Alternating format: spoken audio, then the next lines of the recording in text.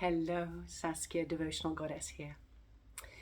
I'm going to start with a centering meditation with you. And then I'll share a little afterwards. So come to a comfortable seated position so that your knees are on the same line as your hips. If the knees are higher than the hips, you need to elevate the buttocks and sit higher. In doing so, you'll liberate your spine and you'll be able to sit with ease. This is important. We want to have ease in our physical body in order to draw our senses inwards and cultivate stillness. So finding a comfortable seated position is important. So as you're settled, if you wish to sit in a chair, feel free to do so. Letting the feet rest onto the floor is important. All right. And when you're seated, walk the outer edges of your feet closer to stack under your knees. So your left foot stacks under your right knee, right foot stacks under your left knee, or anywhere in between, but moving in that direction. All right. We're going to close our eyes and draw our senses inwards. So as you come to close the eyes, allow the tip of the tongue to rest behind the two front teeth. As you draw your inner gaze inwards and upwards to the brow point. Your hands can rest onto your thighs, palms facing up with pointer finger and thumb touching. Or you can place right hand on top of left, allowing the thumbs to gently touch. Allow for a cleansing exhalation of breath.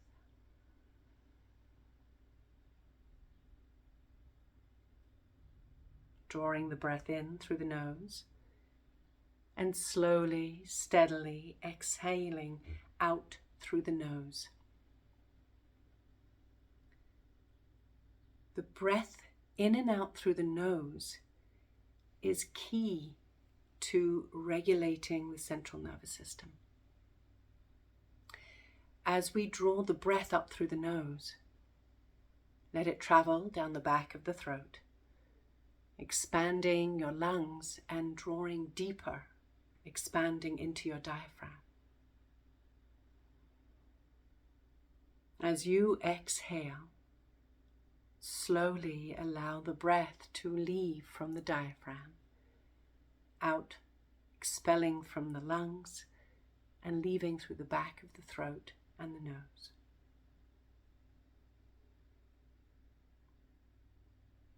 This is a practice of staying connected to the breath,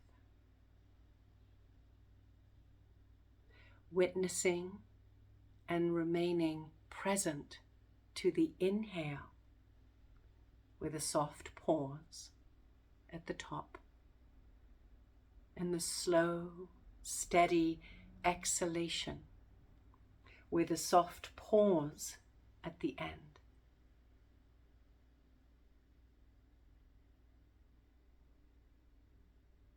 It is quite natural for the mind to wander,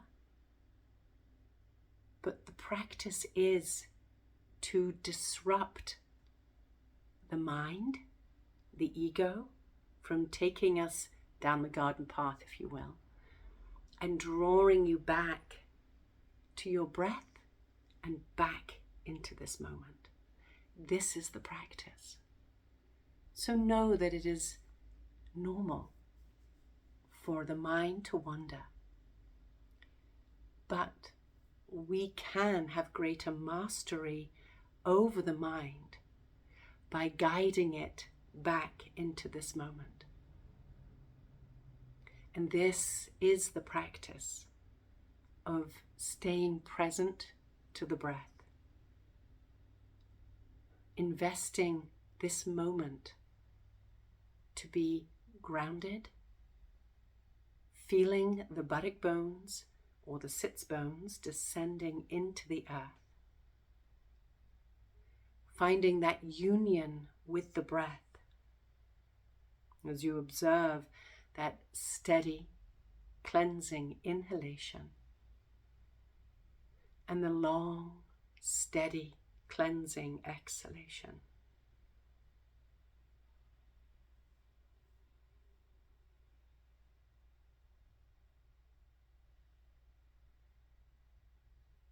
Expanding upon the length of each breath in and each breath out.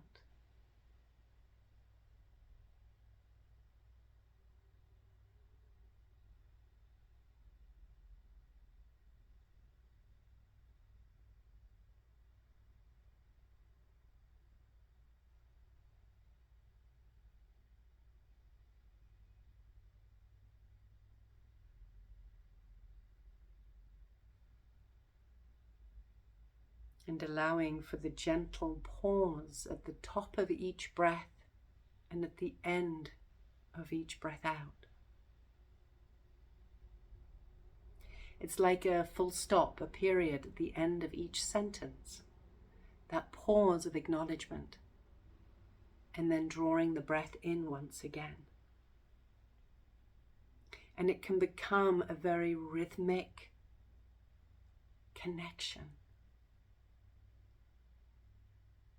One that your body relishes, that your body wishes in order for it to be in that calm, present state of mind, where the parasympathetic nervous system is tended to, is cultivated, rather than the fight or flight, that constant doing, that constant active, the peaks of stress. But the breath intercepts that. And as we cultivate this practice of stillness, even if it's 5 minutes in the morning or 5 minutes at bedtime, you will begin to expand upon that connection, because you will relish it. You will feel how it feeds you and sustains you.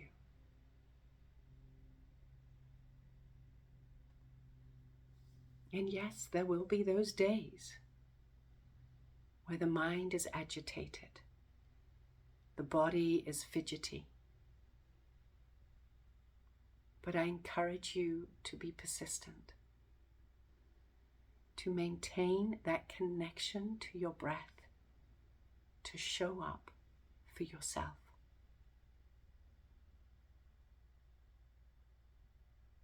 Take 5 more cleansing breaths in, 5 more breaths out.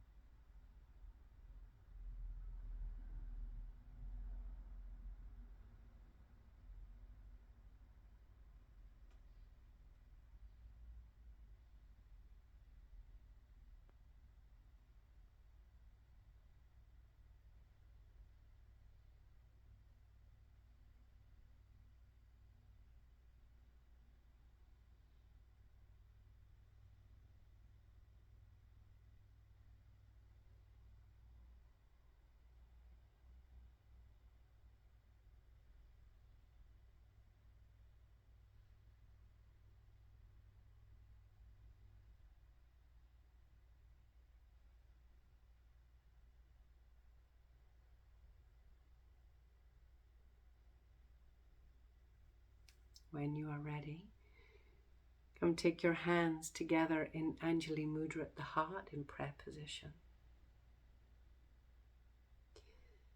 And as you exhale, come bow your chin down to your heart, honoring your body and inviting your magnificent mind to merge with the wisdom and intelligence of your heart and your soul.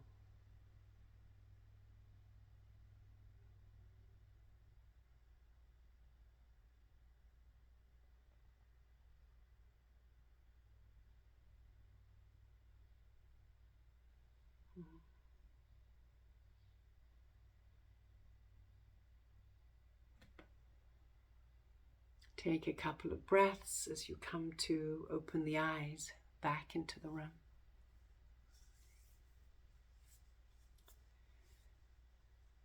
And just check in to your quality in your mind, to the quality in your physical body.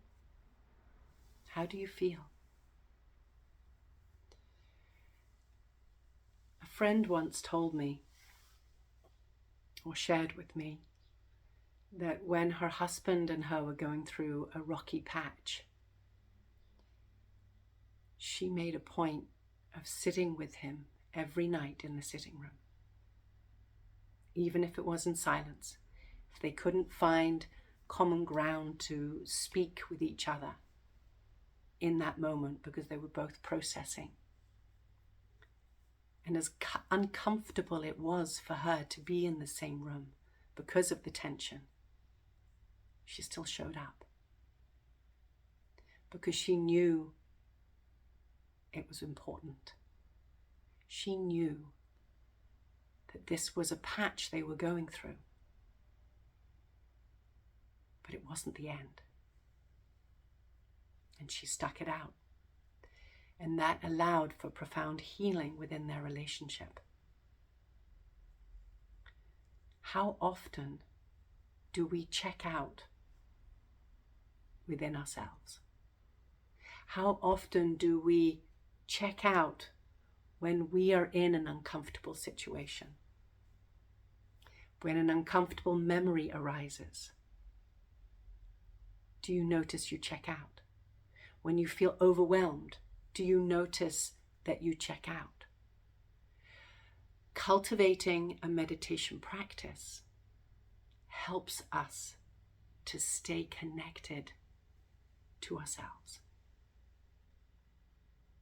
Even when we're fidgety, when the mind is agitated or racing, stay with the breath. It is so enriching when we are able to stay present to ourselves and remain connected to the breath, connected to our bodies, connected to our souls. Yes, sometimes a therapist, a mentor, a counselor is beneficial or needed if it's a big trauma and someone needs to hold the space with you and guide you through it. Absolutely. There is a time and a place for that. But for the day-to-day stresses, the day-to-day triggers, my homework, my assignment, whatever you want to call it, my suggestion to you is to witness that this week.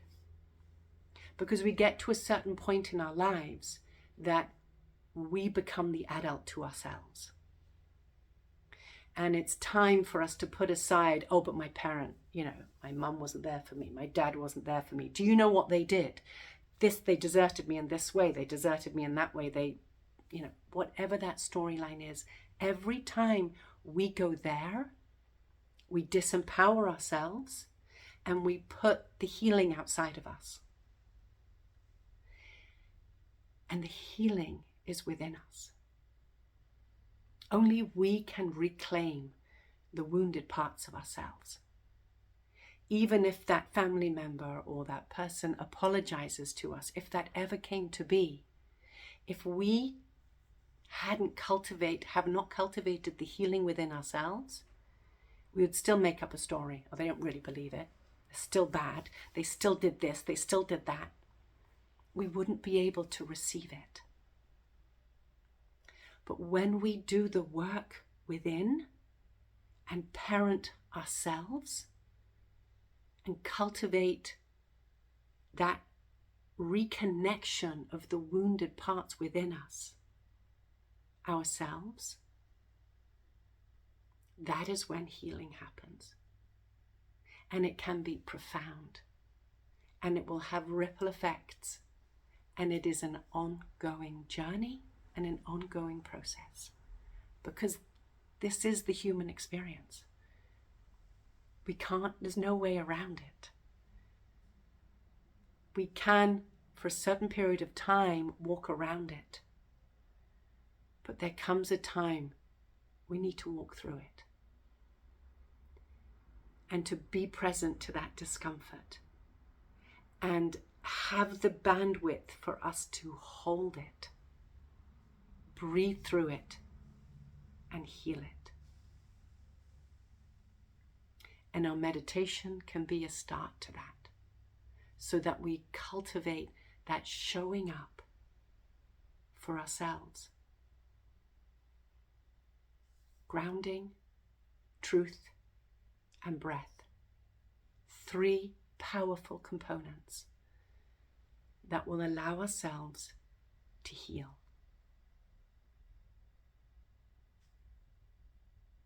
So much love. Many blessings.